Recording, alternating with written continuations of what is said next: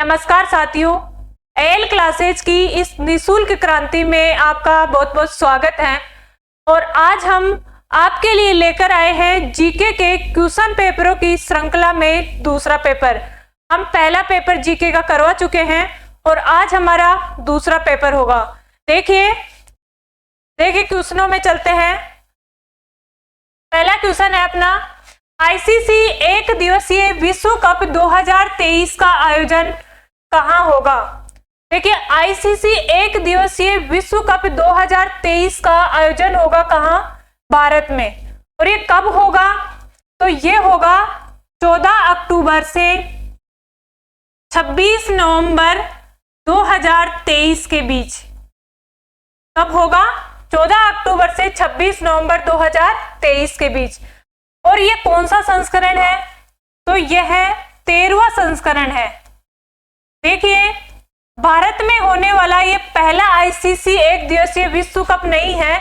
इससे पहले भी भारत में 3 और आयोजित हो चुके हैं। और वो कब कब हुए हैं? तो पहला हुआ था 1987 में, दूसरा हुआ था 1996 में, तीसरा हुआ था 2011 में और चौथा होगा 2023 में। तो आप ये भी याद रखिए कि आईसीसी एक दिवसीय विश्व कप का भारत में कौन से नंबर का ये आयोजन होने वाला है। तो भारत में ये चौथे नंबर का है। इससे पहले 3 बार पहले भी आईसीसी विश्व कप हो चुके हैं। और आगे देखिए, और इसमें भारत में जो ये आयोजन होगा, इसमें 10 टीमें शामिल होगी। कितने टीमें शामिल होगी? 10 टीमें इसमें शामिल होगी। ये आप याद रखिए। नेक्स्ट क्वेश्चन है, निम्न में से किस शहर में भारतीय सैन्य अकादमी स्थित है? क्या है? भारतीय सैन्य अकादमी। देखिए, भारतीय सैन्य अकादमी की स्थापना तो होती है 1932 में। और ये भारतीय सैन्य अकादमी है कहाँ? तो यह है देहरादून में। अब देहरादून कहाँ है? तो देहरादून है उत्तराखंड में। कहाँ है? उत्तराखंड की जो कैपिटल है वो कहाँ? वो क्या है? देहरादून। तो ये हो गया भारतीय सैन्य अकादमी। अब देखिए, भारतीय सैन्य अकादमी का कार्य क्या है। तो ये क्या काम करती है? तो जितने भी भारतीय सैन्य अधिकारी होते हैं उनको तैयार करने का कार्य इसके द्वारा किया जाता है। किसको? सैन्य अधिकारियों को तैयार करने का जो कार्य है वो किसके द्वारा किया जाता है? भारतीय सैन्य अकादमी के द्वारा। दूसरा ऑप्शन है अपना पुणे। तो पुणे कहां पर स्थित है? तो ये पुणे है महाराष्ट्र में। कहां है? महाराष्ट्र में है। और महाराष्ट्र में क्या है? पुणे में क्या क्या स्थित है? तो पुणे में है राष्ट्रीय युद्ध संग्रहालय। अगर आपको ये पूछा जा सकता है कि भारतीय सैन्य अकादमी कहाँ है, तो आपको यह भी पूछा जा सकता है कि राष्ट्रीय युद्ध संग्रहालय कहाँ स्थित है। तो राष्ट्रीय युद्ध संग्रहालय कहाँ स्थित है? तो यह है पुणे में। और क्या क्या स्थित है? देखिए, और यहाँ है पुणे में आगा खान पैलेस है। क्या है? आगा खान पैलेस। और इसके अलावा और क्या है? तो और इसके अलावा है शिवनेरी दुर्ग। तो ये भी आप ध्यान रखिए कि पुणे में और क्या क्या स्थित है। बात करते हैं दिल्ली की। तो दिल्ली में क्या है? देखिए, दिल्ली में एक मेहरौली लौह स्तंभ है। मेहरौली लोहा स्तंभ। ये काफी पुराना है, लेकिन इसमें आज तक जंग नहीं लगा है। तो इस वजह से इसको यूनेस्को की विश्व धरोहर सूची में भी शामिल किया गया है। यूनेस्को की विश्व धरोहर सूची में शामिल है। विश्व धरोहर सूची में। चौथा अपना ऑप्शन है नागपुर। तो नागपुर क्यों प्रसिद्ध है? तो नागपुर में सबसे ज्यादा संतरे उत्पादित किए जाते हैं। क्या किए जाते हैं? संतरे उत्पादित। तो नागपुर है कहाँ? तो ये नागपुर महाराष्ट्र में है। तो इस वजह से राजस्थान का नागपुर किसे कहते हैं? तो राजस्थान का नागपुर कहते हैं हम झालावाड़ को। किसे कहते हैं? झालावाड़ को, क्योंकि झालावाड़ में भी राजस्थान में सबसे अधिक संतरों का उत्पादन किया जाता है, इसलिए राजस्थान का नागपुर है झालावाड़। प्रकार क्वेश्चन तो है एक, लेकिन ऑप्शन 4 है और 4 ऑप्शन में 4 क्वेश्चन छिपे हुए हैं, तो आप ऐसे ही ध्यान रखिए। नेक्स्ट क्वेश्चन है, पहली महिला अंतरिक्ष यात्री कौन है? देखिए, पहली महिला अंतरिक्ष यात्री थी वेलेंटिना टेरेस्कोवा। अब ये वेलेंटिना टेरेस्कोवा है कहाँ की? तो ये रूस की है। तो दुनिया की अगर पहली महिला पूछी जाए तो वह है वेलेंटिना टेरेस्कोवा, और ये कहाँ की है? रूस की। दूसरा है अपना ऑप्शन में है कल्पना चावला। तो अगर भारत की पहली महिला पूछे, क्या पूछे आपसे? भारत की अगर पहली महिला पूछे अंतरिक्ष में जाने वाली, तो वह है कल्पना चावला। और अगर दूसरी महिला पूछे तो दूसरी महिला भारत की है सुनीता विलियम्स। प्रकार चलते हैं अगले क्वेश्चन पे। निम्न में से कौन सी पर्वत चोटी संसार की दूसरी सर्वोच्च पर्वत चोटी है? देखिए, संसार की दूसरी पर्वत चोटी है केटू, और इसे और अन्य नाम से भी जाना जाता है। केटू को हम और कहते हैं गॉडविन ऑस्टिन। किस नाम से जानते हैं? Godwin Austen. अगर इसकी ऊंचाई की बात करें तो यह है 8,611 मीटर।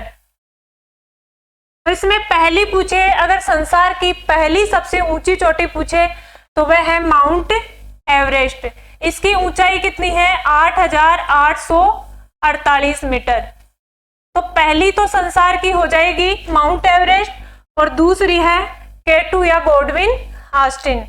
अगर आपको भारत की पूछे कि भारत की सर्वोच्च चोटी कौन सी है, तो देखिए, भारत की सर्वोच्च चोटी है कंचनजंगा।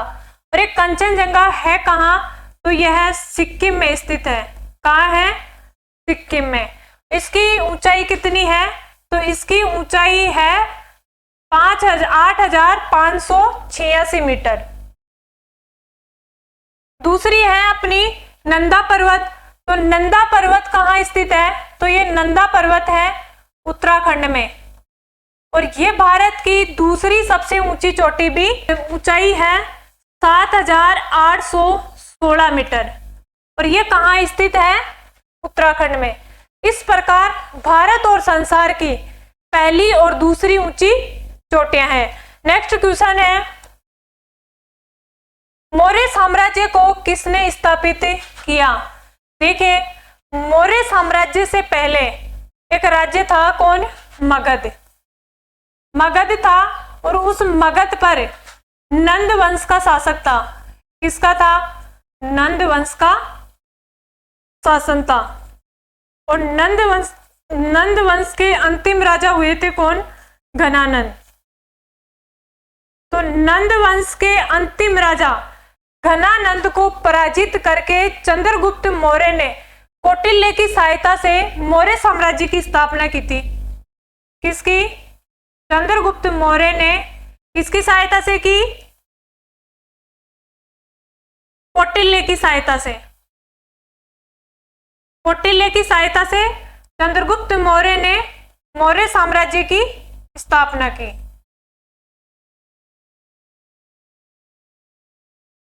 तो मौर्य साम्राज्य किसने स्थापित किया? तो आंसर तो हो जाएगा चंद्रगुप्त मौर्य। देखिए, ये कौटिल्य थे। कौटिल्य चंद्रगुप्त मौर्य के प्रधानमंत्री थे, और इनके द्वारा जो लिखी गई पुस्तक है वो है अर्थशास्त्र। कौटिल्य की पुस्तक का नाम क्या है? अर्थशास्त्र। और अर्थ नाम से तो ये अर्थशास्त्र है, लेकिन इसमें विवरण है राजनीति का। क्या विवरण है? राजनीति का इसमें विवरण है। और कौटिल्य को और भी कई नामों से जाना जाता है। कौटिल्य को चाणक्य और विष्णुगुप्त,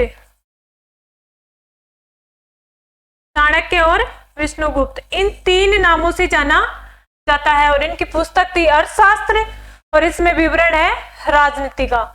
नेक्स्ट ऑप्शन है अपना चंद्रगुप्त मौर्य। अब चंद्रगुप्त मौर्य के पुत्र थे बिंदुसार और बिंदुसार के पुत्र थे अशोक। चलते हैं नेक्स्ट क्वेश्चन पे। थार रेगिस्तान किस देश में स्थित है? देखिए, थार का रेगिस्तान भारत में स्थित है और भारत के अलावा एक तो है भारत में और एक है पाकिस्तान में। अब ये पाकिस्तान भी भारत से ही अलग हुआ है, तो पहले भारत और पाकिस्तान एक थे, तो यहां पर थार का रेगिस्तान था। अब दोनों देशों में हो गया। अब भारत में इसका कितना परसेंट है? भारत में इसका 85% है और पाकिस्तान में ये 15% क्षेत्र पर फैला हुआ है। अब इसकी क्या विशेषता है? देखिए, इसकी विशेषता है कि ये सबसे घनी आबादी वाला मरुस्थल है। दुनिया का घनी आबादी वाला मरुस्थल कौन सा है? तो यह है थार का रेगिस्तान। देखिए, अब भारत में पूछा जाए कि भारत में इसका विस्तार किस राज्य में अधिक है, तो भारत में थार के रेगिस्तान का विस्तार सर्वाधिक है। कहाँ? राजस्थान में। सर्वाधिक कहाँ है? राजस्थान में है। राजस्थान में इसका कितना प्रतिशत है? तो राजस्थान में इसका 61.11%।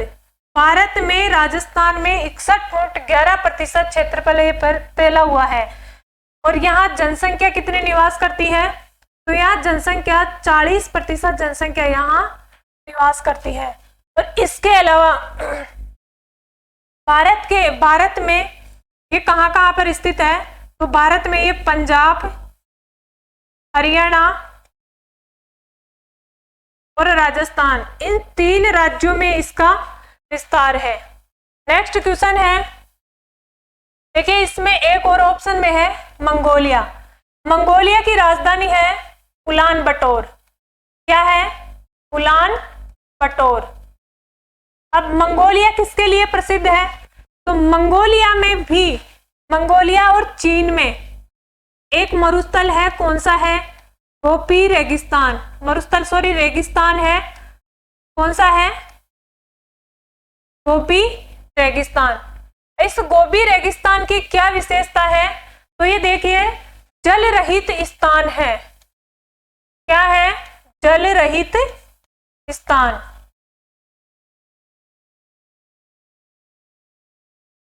दूसरा ऑप्शन है नेपाल। नेपाल की अगर आपसे कैपिटल पूछी जाए तो नेपाल की कैपिटल है काठमांडू। क्या है? काठमांडू। चौथा ऑप्शन है इजिप्ट। तो इजिप्ट किसे कहते हैं? देखिए, मिस्र का जो अंग्रेजी नाम है वो इजिप्टी है। मिस्र का अंग्रेजी नाम क्या है? इजिप्ट। और इसकी मिस्र की राजधानी क्या है? तो मिस्र की राजधानी है काहिरा। चलते हैं नेक्स्ट क्वेश्चन पे। निम्न में से कौन सम्राट अशोक के पिता है? देखिए, चंद्रगुप्त मौर्य की स्थापना करने वाले थे मौर्य वंश की स्थापना करने वाले थे चंद्रगुप्त मौर्य। उसके बाद में चंद्रगुप्त मौर्य के पुत्र होते हैं बिंदुसार और बिंदुसार के पुत्र थे अशोक। अब ऐसा माना जाता है कि बिंदुसार के 101 पुत्र थे और लेकिन इतिहास में उल्लेख 3 का ही मिलता है। वो कौन कौन थे? तो वह है अशोक, एक है विक्ताशोक और एक है सुसीम। इन तीनों का उल्लेख हमें इतिहास में मिलता है। नेक्स्ट क्वेश्चन है, निम्न में से किस देश को हजारों झीलों का देश कहा जाता है? देखिए, हजारों झीलों का देश किसे कहते हैं? तो हजारों झीलों का देश कहा जाता है फिनलैंड को। अब ये फिनलैंड कहाँ स्थित है? तो ये फिनलैंड है उत्तरी यूरोप में। कहाँ है? उत्तरी यूरोप में। अब इसको फिनलैंड को हजारों झीलों का देश क्यों कहते हैं? क्योंकि यहाँ 1,87,000 झीलें हैं। 1,87,000 झीलें हैं, इसलिए फिनलैंड को हजारों झीलों का देश कहा जाता है। देखिए, इसमें और भी है, एक है आइसलैंड।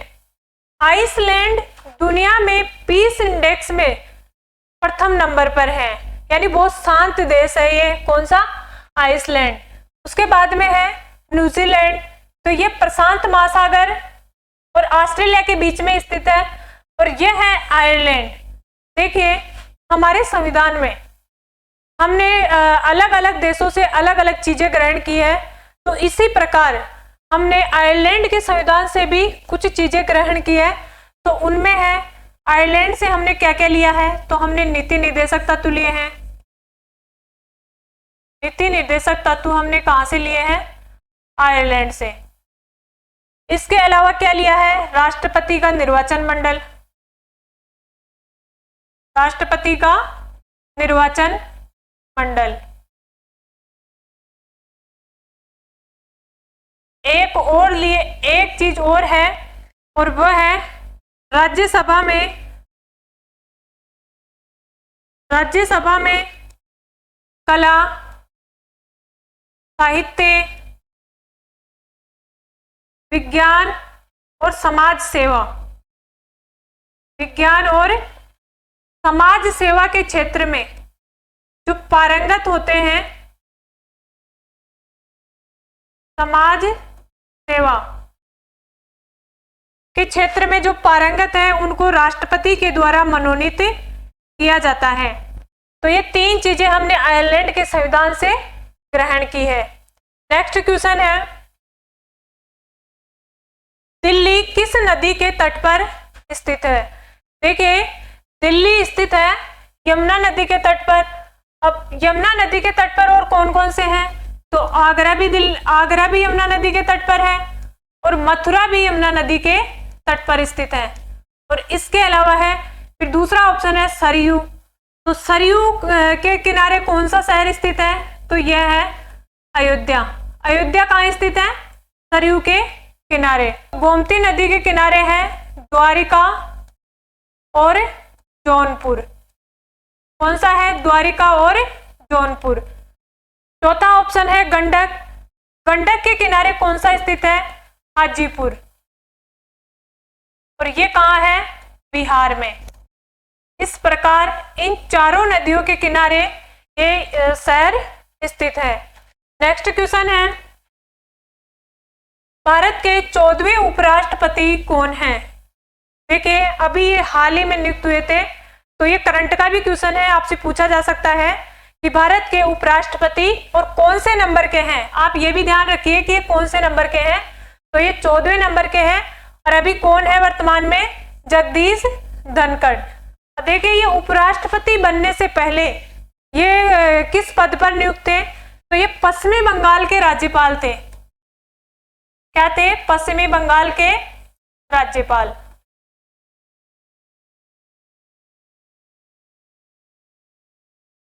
दूसरे ऑप्शन देखिए, दूसरा ऑप्शन है ओम बिरला। तो अभी वर्तमान में ओम बिरला है लोकसभा के अध्यक्ष। और अभी वर्तमान में कौन सी लोकसभा है? लोकसभा के अध्यक्ष। अध्यक्ष पद पर कौन है? ओम बिरला। अब वर्तमान में कौन सी लोकसभा है? तो यह वर्तमान में 17वीं लोकसभा है। 17वीं लोकसभा का कार्यकाल कब से कब तक है? तो इसका कार्यकाल है 2019 से 2024 तक। अब आपको यह भी पूछा जा सकता है कि प्रथम लोकसभा अध्यक्ष कौन थे? तो प्रथम लोकसभा अध्यक्ष कौन थे? प्रथम लोकसभा अध्यक्ष थे गणेश वासुदेव मावलंकर। गणेश वासुदेव मावलंकर। अगर आपसे पूछ लिया जाए कि प्रथम महिला लोकसभा अध्यक्ष कौन थी, तो प्रथम महिला लोकसभा अध्यक्ष थी, प्रथम महिला लोकसभा अध्यक्ष थी मीरा कुमार। कौन थी? मीरा कुमार। और अगर दूसरी पूछी जाए दूसरी महिला कौन थी, तो दूसरी महिला लोकसभा अध्यक्ष थी सुमित्रा महाजन।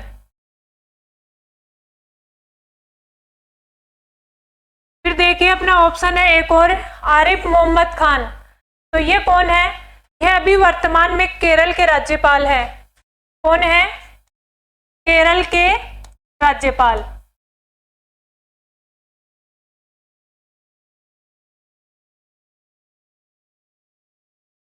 नेक्स्ट क्वेश्चन है,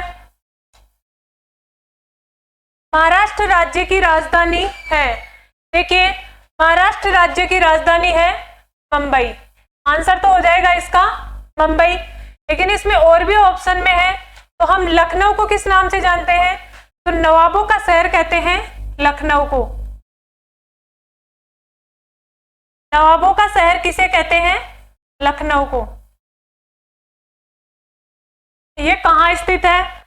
तो यह यूपी में स्थित है। नेक्स्ट क्वेश्चन है, लोकसभा सदस्यों का चयन कैसे किया जाता है? देखिए लोकसभा सदस्यों का चयन हम सीधे लोगों द्वारा निर्वाचित किया जाता है। लोकसभा के सदस्यों का चयन प्रत्यक्ष मतदान प्रणाली के आधार पर सीधे लोगों द्वारा ये निर्वाचित किए जाते हैं। और अभी वर्तमान में लोकसभा है 17वीं लोकसभा।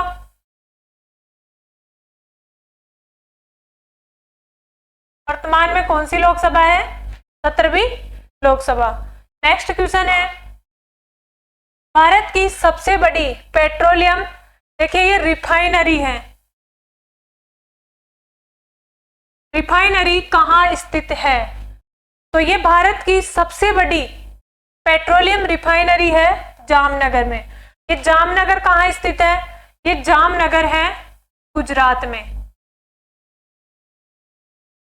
और ये भी याद रखिए कि यह निजी क्षेत्र की है, रिलायंस इंडस्ट्री के द्वारा ये संचालित है और ये निजी क्षेत्र की है। फिर अगर आपसे पूछा जाए कि सबसे पुरानी पेट्रोलियम रिफाइनरी कहाँ स्थित है, तो वह है डिगबोई में। और डिगबोई कहाँ है? असम में। सबसे पुरानी अगर पूछा जाए तो वह है डिगबोई असम में। और अगर सबसे बड़ी पूछा जाए तो वह है जामनगर गुजरात में। सबसे पुरानी पेट्रोलियम रिफाइनरी। नेक्स्ट क्वेश्चन है, सामाजिक वेबसाइट फेसबुक का निर्माता कौन है? देखिए सामाजिक वेबसाइट फेसबुक के निर्माता, तो सामाजिक वेबसाइट फेसबुक के निर्माता है मार्क जुकरबर्ग। लेकिन इसमें और भी ऑप्शन है। देखिए ऑप्शन में है सुंदर पिचई। तो सुंदर पिचई कौन है? तो ये है गूगल के सीईओ। कौन है? गूगल के सीईओ।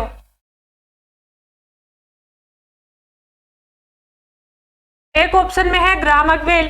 तो ग्राहक बेल ने किसका आविष्कार किया है?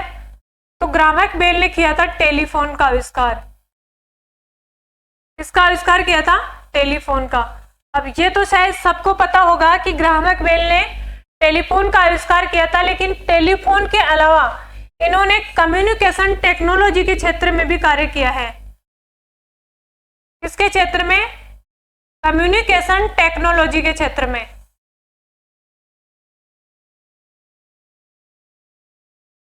टेक्नोलॉजी के क्षेत्र में भी इन्होंने कार्य किया है। इस प्रकार ये हो गया। नेक्स्ट क्वेश्चन है, किस देश ने हॉकी पुरुष विश्व कप 2023 जीता है। तो अभी जनवरी में हॉकी पुरुष विश्व कप हुए थे और ये कहाँ हुए थे? तो ये उड़ीसा में हुए थे। कहाँ हुए थे? उड़ीसा में। ये जीता किसने है? ये जर्मनी ने जीता है। और किसको हराकर? ये बेल्जियम को हराकर हॉकी पुरुष विश्व कप जीता है जर्मनी ने। और ये हुए कहाँ है? तो ये उड़ीसा में 2 स्टेडियम है। एक तो है भुवनेश्वर में है एक स्टेडियम, का नाम है कटिंगा स्टेडियम। और एक है जो कि आपको पिछले पेपर में बताया गया था कि राउरकेला में। और वो कौन सा स्टेडियम है? बिरसा मुंडा स्टेडियम। तो अभी इसमें जर्मनी ने यह हॉकी पुरुष विश्व कप जीता है और किसको हराकर? बेल्जियम को हराकर। और भारत ने इसकी तीसरी बार मेजबानी की है। और नेक्स्ट क्वेश्चनों की हम चर्चा करेंगे अगले वीडियो में। Thank you so much.